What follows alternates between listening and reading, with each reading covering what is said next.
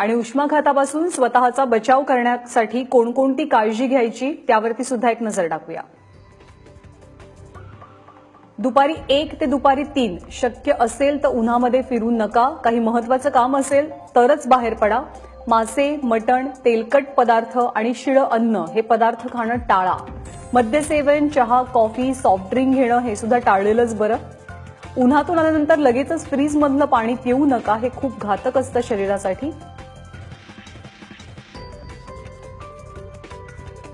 तर काय करावं? तहान नसेल तरी सुद्धा पुरेसं पाणी पीत राहावं, म्हणजे शरीरातलं पाण्याचं प्रमाण हे संतुलित राहण्यास मदत होईल। सौम्य रंगाचे, सैलसर आणि खादीचे कपडे वापरलेले केव्हाही चांगले। बाहेर जाताना डोळ्याला गॉगल लावा, छत्री घ्या, टोपी वापरा, स्कार्फ वापरा। प्रवास करताना नेहमी पाणी स्वतःसोबत ठेवा।